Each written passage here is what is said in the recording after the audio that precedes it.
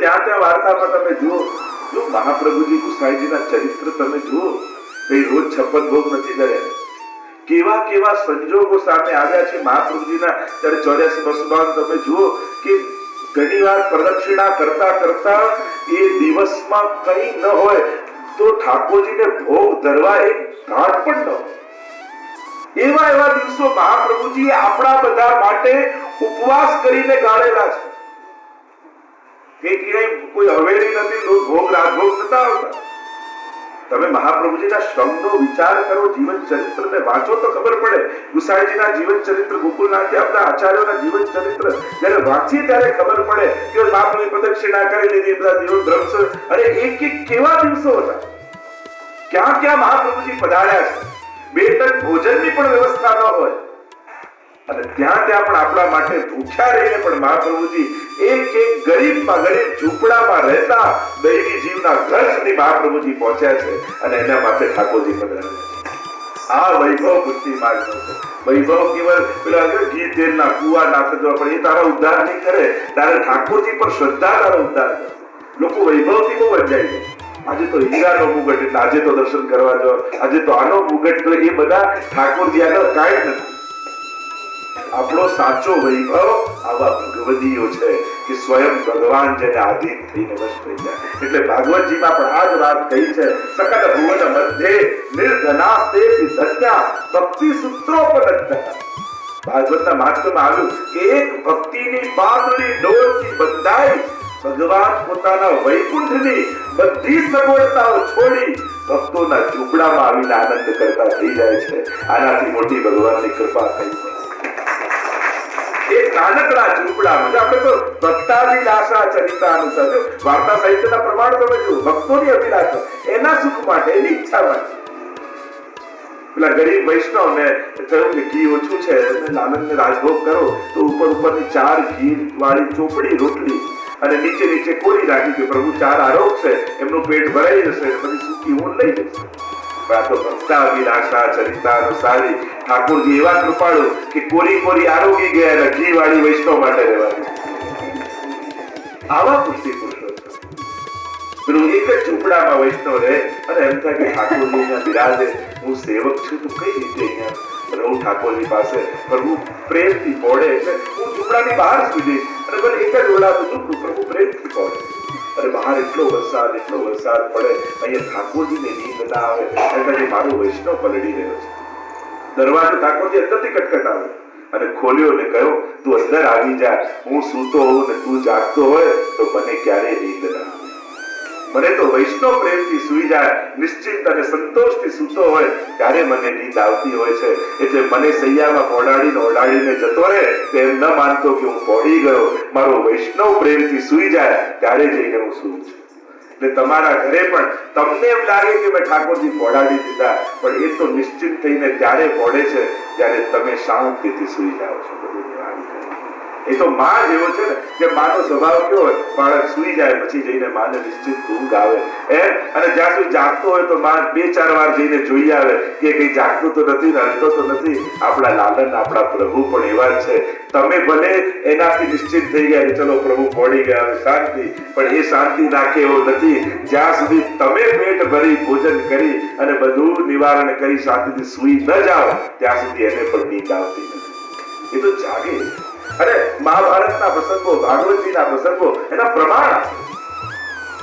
ઠાકોરજી ભક્તો માટે જયારે વિશ્વજી પ્રતિજ્ઞા કરી કે આ પાંડવ, જયારે દુર્યોધને ફરિયાદ કરી કે તમે બરાબર યુદ્ધ નથી લડતા વિશ્વજી, કારણ કે આટલા કૌરવ મર્યા ને એકે પાંડવ નથી. ત્યારે કહ્યું કે કાલ એક પાંડવ કોઈ નહીં રહે. અને જયારે ચિંતાથી ભગવાનને કહ્યું વિશ્વજી ભયંકર યુદ્ધ કરશે, શું કરું?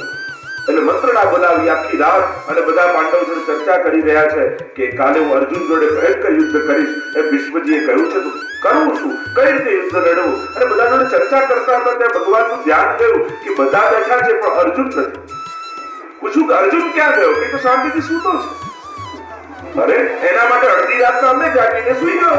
હમણાં જઈને ઉઠાડું. દોડતા આવ્યા પ્રભુ, ઓડીને સૂતો તો અર્જુન ખેંચી ચાદર ઉભો થા અને ઉભો થયો. અરે પ્રભુ, અડધી રાતના આપ અહીંયા ક્યાં?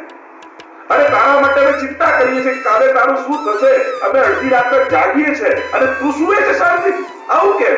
ત્યારે અર્જુને હાથ જોડીને કહ્યું, જેના માટે ભગવાન જાગતા હોય એને તો સુઈ જવા દો. આપ જેના માટે જાગી રહ્યા છો, જેની ચિંતા આપ કરી રહ્યા છો, તો મારાથી મોટો બીજો મૂર્ખ કોણ હોય કે આપ જેની ચિંતા કરતા હોય હું મારી કરું? જેની ચિંતા આપ તો ભક્તા વિલાસા ચરિતા. એ દ્રૌપદીના ચીર ખેંચાતા હતા, ભલે યાચના કરે છે રક્ષાની, તમારું દ્વારિકાનો નાથ દોડતો આવીને ચીર ભરે.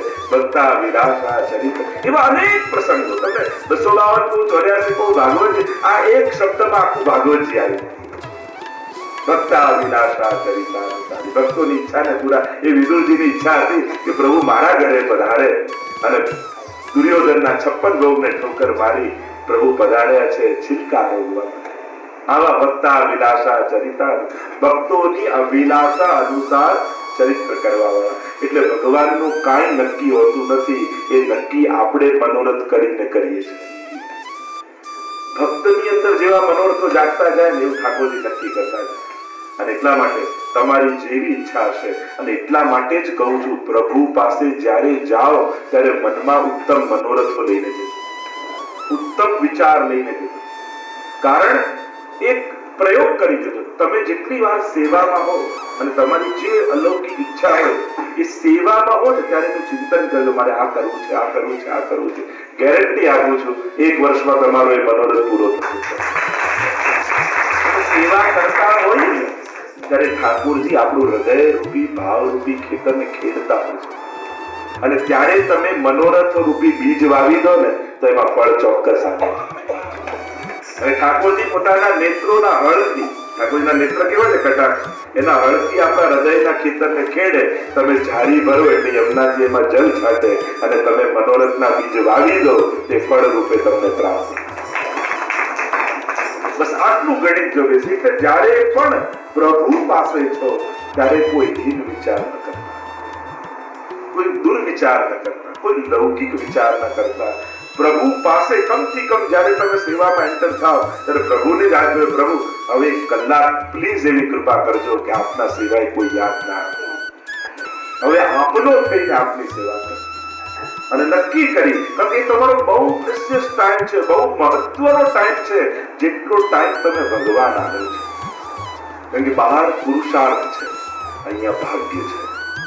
તમે પુરુષાર્થ કરીને મેળવી શકો પણ ભાગ્ય વગર પ્રાપ્ત ન થાય. તમે કોઈની મદદ કરી શકો પણ કોઈને સુખી ન કરી શકો. કદાચ ત્યાં મહેનત છે પણ સુખ અહીંયા છે, બહાર મહેનત છે મંગલ અહીંયા છે, બહાર મહેનત છે સૌભાગ્ય અહીંયા છે. ત્યાંથી તમને સૌભાગ્ય મળે છે. અને એટલા માટે પ્રભુ આગળ જ્યારે હો એ બહુ જ મહત્વનો સમય તમારો હોય છે. અને એટલા માટે એ સમયને બને તો મેળવવો. તો પ્રભુ કેવા છે? ભક્તા વિલાસા ચરિતાનુસાર, દુગ્ધાદિ ચૌરેણ યશો વિશાળ.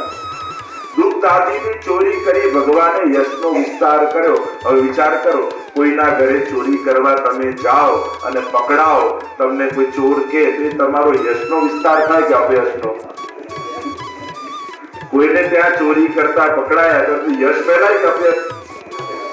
તો અહીંયા તો શું કહ્યું? દુગ્ધાદિ ચૌરેણ યશો વિશાળ.